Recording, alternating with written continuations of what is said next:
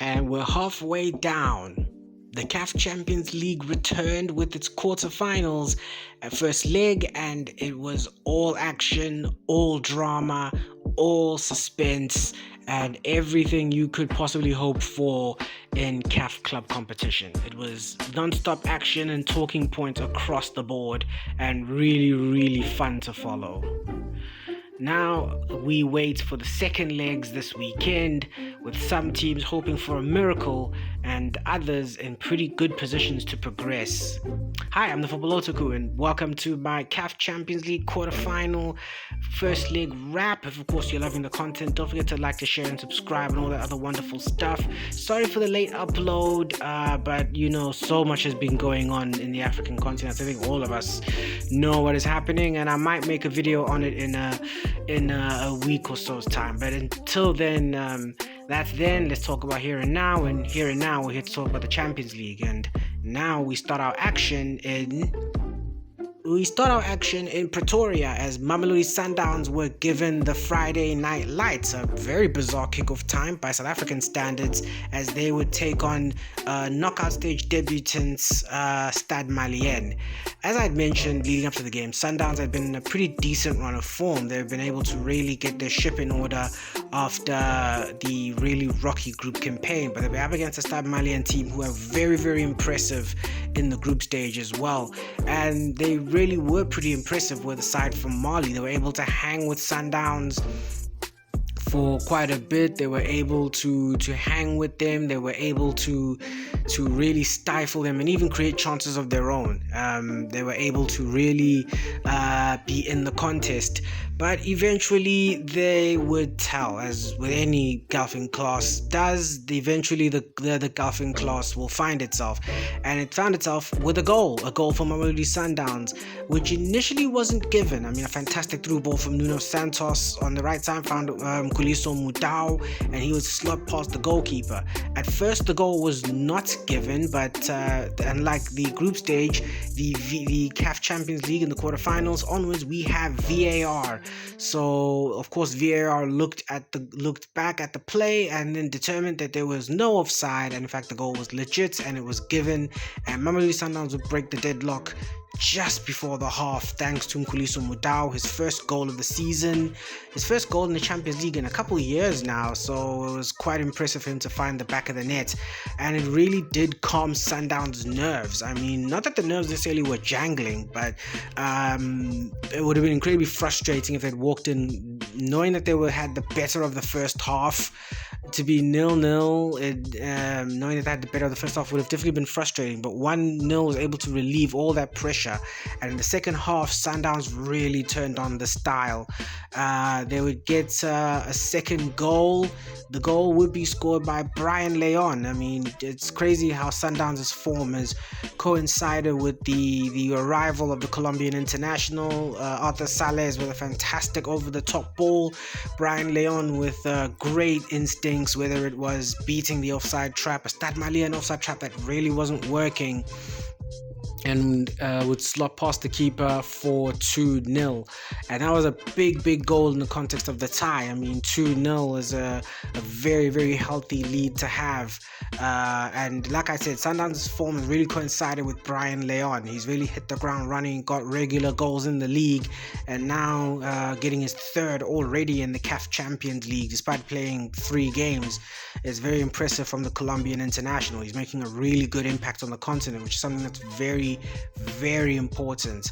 Sundowns would of course also get third goal. Ikram Reyners would be subbed on, and he would get his first goal of the Champions League. Another over-the-top ball from Arthur Salles. From Nuno Santos, I beg your pardon.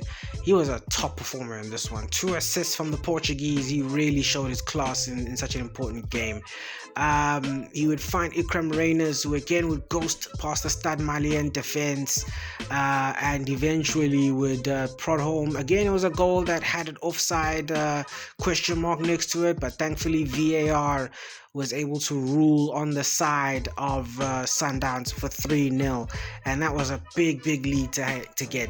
Stade Malien, of course, did create chances of their own, not just in the first, but mostly in the second half as well, knowing that they needed the away goal. To take back. They need to take something back to Bamako. Unfortunately, though, that wouldn't be the case, as the full-time whistle would go off and Mamelodi Sundowns would comfortably see out for a 3-0 victory, a healthy lead to take to Bamako, a very tricky visit to Bamako for the second leg. For Stade Malien, I mean, it's going to take a minor miracle for them to progress. I mean, they have been very impressive at home as well, and they'll be taking a Sundowns team that do have their vulnerabilities on the road, but if they're going to have to turn this over, it's going to be absolutely one of the great CAF Champions League comebacks, and I feel it's highly unlikely that they're going to produce that kind of quality. Still, though, Sundowns will walk in as heavy favorites heading into the match in Bamako, but you really feel for Stade Malien this is the last stand for them in this competition. So Sundowns win 3-0 and take an advantage to Mali for the quarterfinal second leg. After the earlier kickoff, we head into the really late kickoff as defending champions Pyramids travel to Morocco to take on FAR Rabat. This, of course, is a rematch of the quarterfinals of last year, where FAR Rabat just snapped past 4-3 on aggregate, and we walk into this tie as heavy favorites, leading into the match, which would be played at a sadly empty Olympic Stadium in Rabat. But it would be a huge shock, as it would be FAR Rabat who would take the lead. I mean, first Pyramids had a chance with Fiston Mayele, but sadly he would balloon over the bar. But it would be, though, the home side from Morocco that would take the advantage. It comes from the goalkeeper of Pyramids. It's speculative effort. It's something that FAR went back. They then move really rapidly. It's great passing move, a lot of speed. The winger beats his man and then slots past the goalkeeper for 1-0. Ahmed Hamouda, the captain, I mean, it's a fantastic ball. He beats the challenge so well and then slots past El Shenawi. El Shenawi gets hands, but it's not enough, and it's a surprise 1-0 lead for the home side. Pyramids, of course, continue to create opportunities. Well-worked move, which was blocked by the goalkeeper.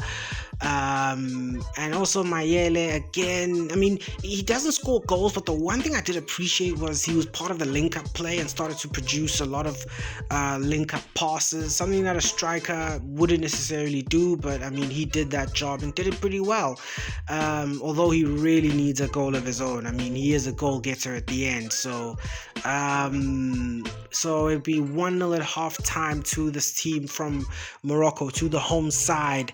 And Pyramids now, for the first time really in the CAF Champions League, were in a spot of bother, in the knockout phase. 1-0 down, away from home, but they would get their goal, but it would come from very unfashionable means. A corner, ball played into the area, it's not dealt with very well, and Zakala, in all the chaos, was able to steal in and prod it past. Zalaka was able to steer it past the goalkeeper for a crucial away goal.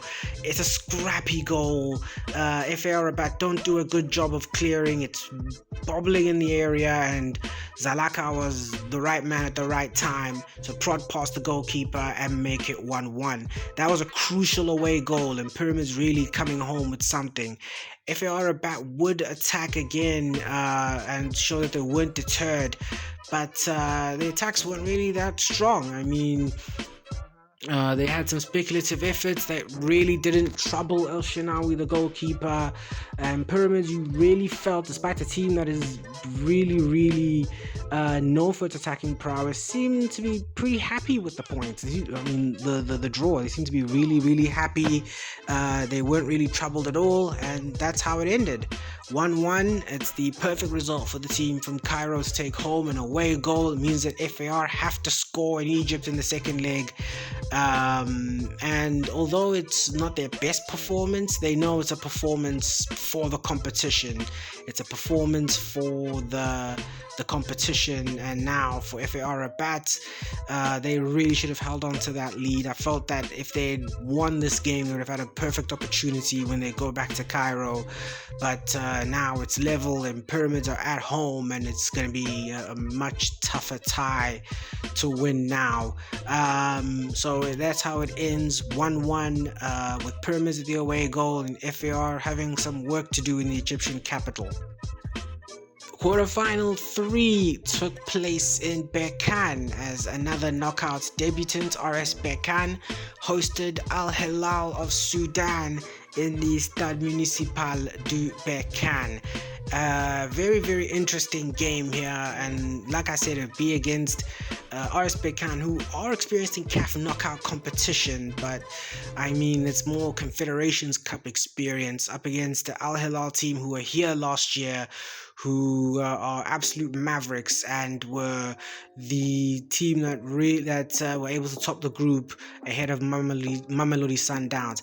It would be though the orange boys to get the better opportunities. A fantastic through ball, 1-on-1 in with the goalkeeper, and sadly it would be kept out. A fantastic save from the goalkeeper to keep the scores level.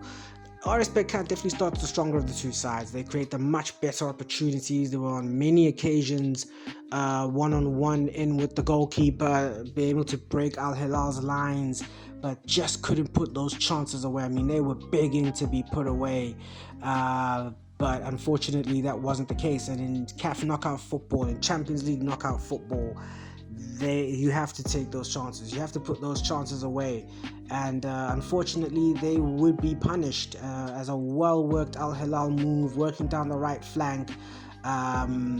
Well-worked, really fast move, very that daredevil type of football that Al Hilal had terrorized the Group C with.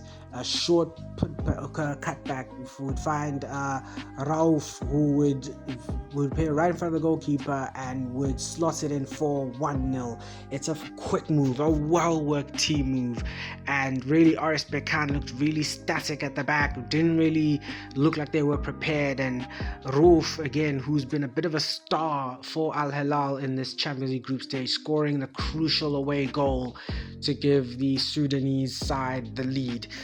RS Berkane would keep the pressure up. They would create a lot more opportunities, a lot of good opportunities as well, from set plays and from corners, but they would not trouble the Al Hilal goal as often as I thought they would. I mean, they did have a great opportunity in the 29th minute where they hit the upright, and also the goalkeeper was able to save from the rebound. But really, Al Hilal looked really, really comfortable, and RS Berkane looked very, very uncomfortable in this game. I mean, they created an awful lot of opportunities, but just couldn't capitalize from them. They really just couldn't find their way into goal, and Al Hilal showed a lot of discipline, a lot of good confidence as well, and a lot of good work. And fantastic saves from the goalkeeper as well, especially from those aerial balls. In the second half, of course, the momentum would keep going, but again, you'd felt like RS Berkane was starting to sort of run out of ideas. They looked like they were starting to run out of ideas. I mean, they were constantly bombarding balls into the penalty area, not showing a lot of creativity. They were getting their opportunities more from dead ball situations rather than actual gameplay moments. And really, you felt like this RS Berkane team are sort of running out of patience or running out of ideas. They were taking too many touches and too many chances. They would also almost give away a second goal as Jean-Claude Gemakisha was able to catch the goalkeeper off, and with a golden opportunity was unable to slot it in for 2-0, and that would have been such a crucial goal in the context of the tie. I mean, 2-0, 2 away goals, that would have been a real pound seats moment, but unfortunately they couldn't capitalize on Berkane's pressure, couldn't capitalize on Berkane's, should we say, nervousness, and unfortunately they would be unable to capitalize on their chances. And as football's version of Murphy's Law, you don't take your chances, you're going to get punished. And they were punished right in stoppage time. I mean, deep into stoppage time. In the first minute of stoppage time, they would give away a penalty. I mean, it was a well-worked Berkane move, where the ball would be crossed in, and Al Hilal defender, it's a late lunging tackle. Doesn't look nice. Now, at first the referee gave the penalty until he was summoned to VAR and would give Ebuela the red card. It was, again, a tackle that doesn't look very nice as well. Not only does he make no contact with the ball, but I mean, he takes out my man's ankles and Achilles and all that. It's a really rough tackle in a very sensitive area. So it was a pretty right call from the referee, and RS Berkane would get the penalty. The penalty would be slotted away for 1-1, and RS Berkane essentially got away with one. That would be the last sort of real action of the game.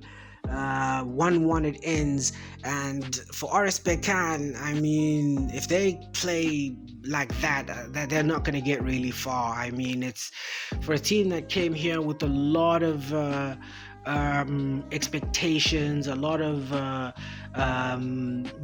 hype with them, with their Confederations Cup success, their first real knockout situation in the CAF Champions League. And I mean, after conceding the goal, they just check out. They don't play very well. They're not creating enough good opportunities, and really needed a really controversial penalty to level it up and to be on level playing field with Al Hilal. With Al Hilal, it's another strong performance, an away goal, which is a huge goal to take back to Rwanda, and they really put RS Berkane on fraud watch, because they now are in a very good position, and in front of their home fans, playing that brand of football again, I feel that they might be able to pass RS Berkane.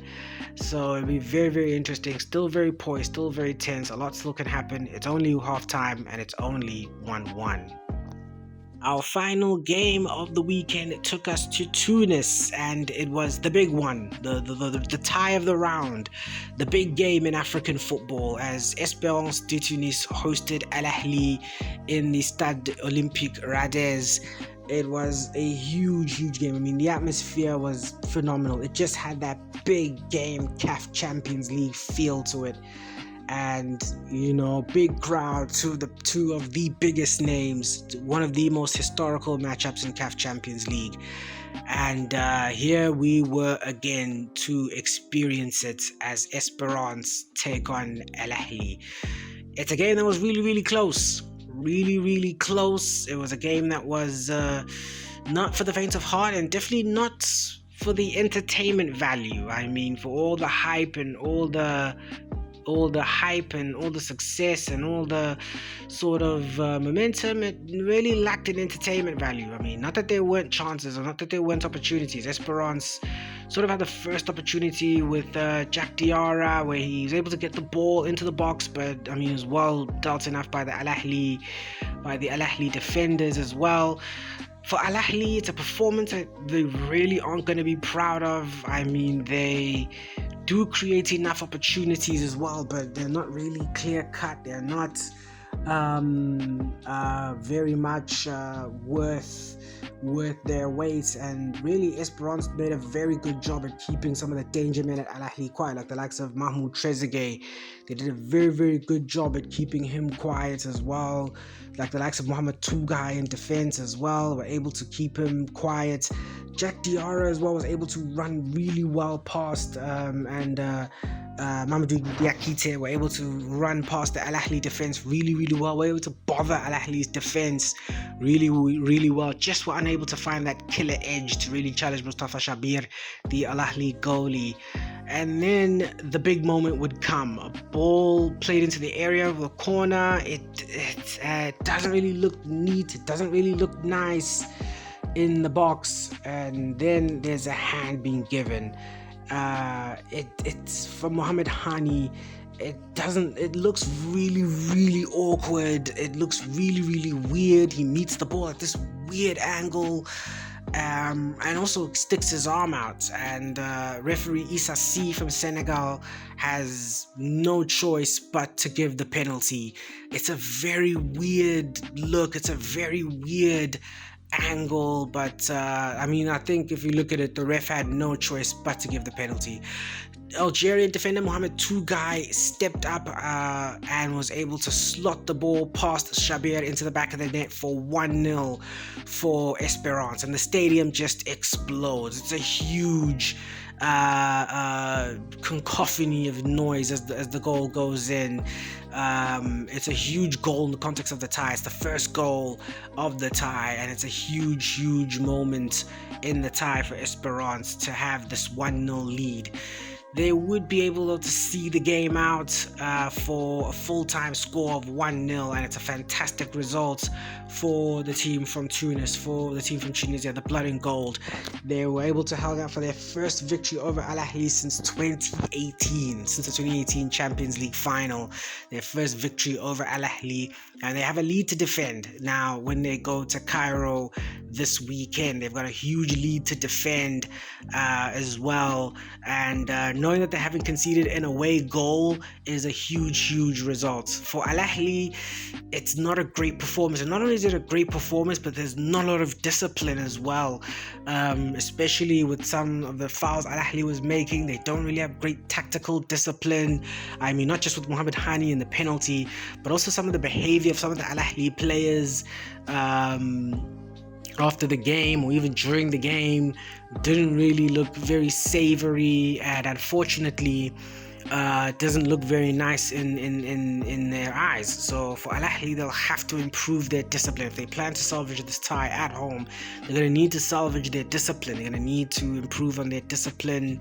And for Esperance, on the other hand, they're just going to have to hold on. And I think it will be a lot better for them, because from what I've heard, the game will be played behind closed doors due to unfortunate fan trouble from Al Ahly. So it will end 1-0. Esperance with a lead to defend, a slender lead, but a lead nonetheless, up against an Al Ahly team that have a lot of work to do, and an Al Ahly team that will be under a lot of pressure now to be able to pull off one last great turnaround for this generation. And that's it. That is the end of the video. Thanks for sticking around. You're an absolute warrior if you did. Please tell me, what was your big moments? What is your opinion on all four ties? Who do you think is still going to progress? Is your parlay still looking good after the first leg? Is it not looking so good? But thanks again for sticking around. You guys have been absolutely phenomenal. And it's been your boy, the Football Otaku. And don't forget, real football always wins. Check you on the flip side. Deuces and bye-bye.